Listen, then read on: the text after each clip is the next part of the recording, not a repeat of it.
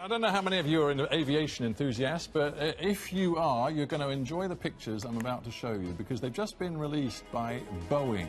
They want to showcase their new 787 Dreamliner plane, and I tell you what, the pictures are pretty dramatic. Look at this. This is a special sort of stunt performed by a pilot, a Dreamliner pilot. He looks like he's about to do a loop-the-loop, but he just pulls out of it. But there you go. That's the new Dreamliner being launched over the coming days.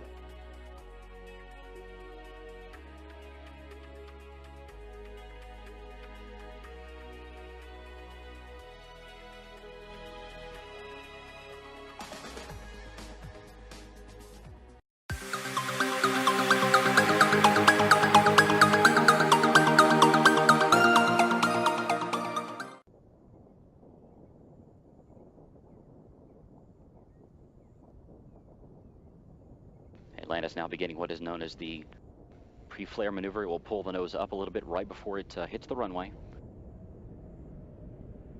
Its speed now 320 miles per hour.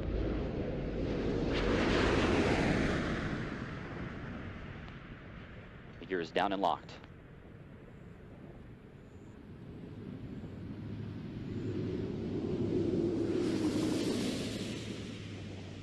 Main gear touchdown. Atlantis' nose being now rotated down toward the runway, the chute being deployed. And nose gear touchdown. Space Shuttle Atlantis now comes home to the Kennedy Space Center for the final time. 25 years, 32 flights, and more than 120 million miles traveled. The legacy of Atlantis now in the history books.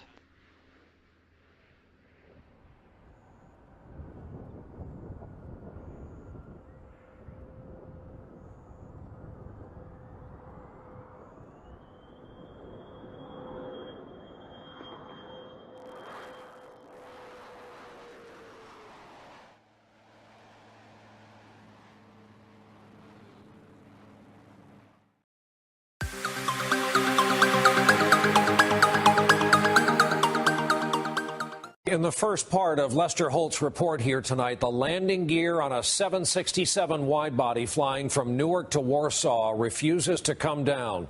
No one had ever tried an emergency landing with this aircraft in precisely this condition before. Some of the passengers realized just how dire the situation is, including an American named Greg Cohen, who sends a final goodbye to his wife and children on his cell phone. Here now, Lester Holt resumes his report.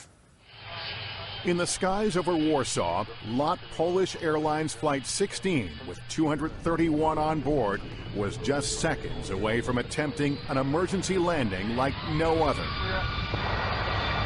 Across Poland, millions of viewers were watching the drama unfold on live television. And as the plane descended over the city, residents ran out to take photos. Captain Tad Vrona had spent the last hour and 20 minutes trying to lower the wide-body 767's landing gear, all of its wheels and its braking system, but to no avail. And he had no choice but to belly flop the plane with its engines acting like the runners of a sled onto a concrete runway. As you can see in this actual video shot inside the cabin, in the final moments, the passengers were ready for the worst. Air traffic controllers wished the captain good luck, and in the last few seconds, he turned to his co-pilot, just in case. I said to my first officer, I am happy that we are together, and I said thank you, and we shake hands. I thank you. Like the other passengers, Greg Cohen had his head between his legs. What were the final instructions before landing? They had us get in ready position, and they were telling us to brace for impact. Praying to God that everything was going to be okay. And I'm just saying to myself, okay, get ready, get ready, get ready, bracing for impact. And then it happened. Flight 16 touched down at more than 140 miles an hour.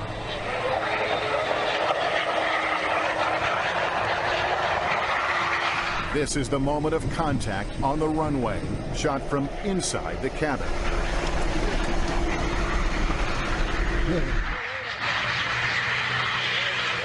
And then we touched down, and the impact never came. You know, I was waiting for this, you know, like car crash to be in an accident. No bounce? I have to be honest, it was one of the smoothest landings I've ever had. Incredibly, it was a smooth touchdown. A miracle in Warsaw. You know, the plane came to a stop, then everybody roared with applause, but it didn't last more than 2 seconds. You had the flight attendant immediately stand up and just yell, "Get off this plane now!" Suddenly, there was another danger. There was smoke and a fire on the right side engine. Flight attendant Magda Gortat yelled at the top of her lungs. Get off, get up, get off to the exit. Because I was sure that it's gonna explode in a moment. This is actual video of the evacuation from on board the plane. Passengers rushed for the emergency slides, and a few fell as they tried to run away. But emergency crews were able to douse the flames and the fuel leak quickly. The plane didn't explode, and except for a few scrapes and bruises, everyone got off unharmed. It didn't really hit me until I was off the plane. And that's when, you know, I really got emotional. That's when it hit me like, oh my God, you know, what could have been? Greg called Michelle the moment he was clear of the plane. I was just so happy he was on the ground, and, you know, I heard his voice crack, which, you know, his voice never cracks. Really, I appreciate, you know, being with my kids a little bit more and try to take a little extra time for the important things in life because, look, it could all be gone in a second. And as for the pilot who got the flight down safely, Captain Wrona became a Polish national hero. And in America, he was honored for saving 231 lives. We caught up with the captain at the Museum of Flight in Seattle. We just did our job. I am not hero. But Americans on board Flight 16 begged to differ, comparing him to the hero of the Miracle on the Hudson. I thought that our captain was Poland's version of Sully. Same incredible amount of airmanship. Yes. What would you like to say to Captain Wrona? I want to say thank you. You know, if it wasn't for him, maybe 230 plus people wouldn't be here right now, and you know, I'm forever indebted to him for that. Incredible story. Our thanks to Lester Holt for that. And by the way, the investigation into what went wrong is still going on. There's more.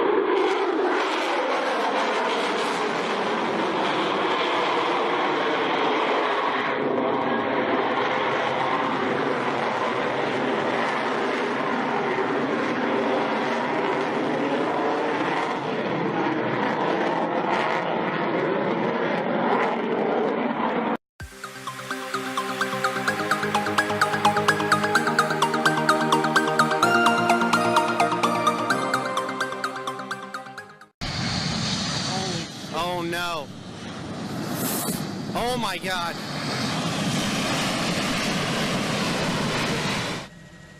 We're following this news alert in Tampa. It's a giant, an Air Force C-17 landed at the wrong airport. Officials are trying to figure out how the mistake happened. Now, the huge military jet was headed to MacDill Air Force Base, but the pilot landed at Peter O. Knight, a small municipal airport on nearby Davis Islands.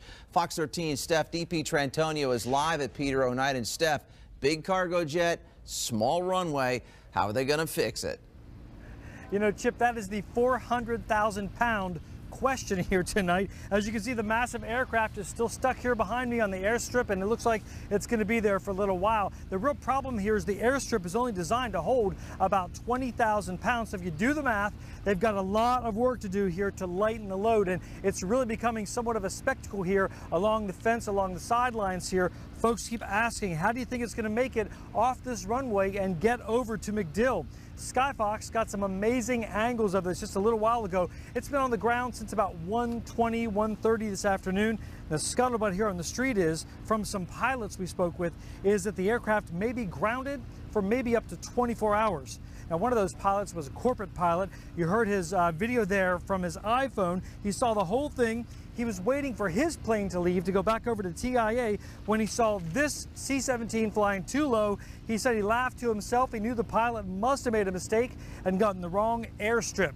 Another thing we're hearing here on the sidelines is that people are also complimenting that pilot on making a safe landing. Now, keeping in mind, yeah, this may be one big oops, but the good thing is the plane landed safely. It's in a very crowded neighborhood here on Davis Islands. Nobody got hurt except maybe the pilot's pride, a little bruising here tonight, Chip. Steph, the question is, how does it take off? That runway over there was 1,000 feet too short for that massive plane to get back up into the air. What are they going to do, take it apart?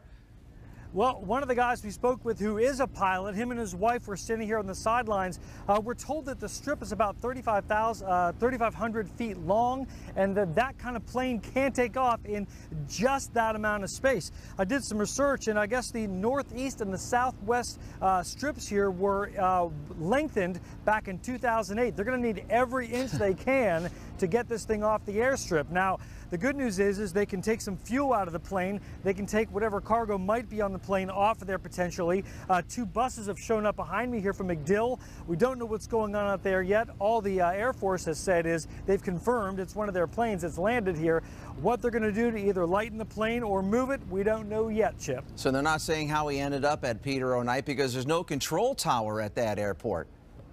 There is not a control tower. In fact, one of our Fox 13 producers, Alan Fedders, who's also a pilot, said this is what's called an uncontrolled airstrip, that really the pilots rely on each other and line of sight. There's no tower you're talking to land here. Of course, over at MacDill, you're talking to several folks. This was actually Tampa's main airport from 1935 to 1945, built as part of the Works Progress Administration. So now it's just a local municipal airstrip, but you really got to rely on that old gentleman's way here, Chip, to land by talking to other pilots and just using your line of sight and seeing who else is in the air. I think one of the big problems too is we've had some extreme heat here this past 10 days.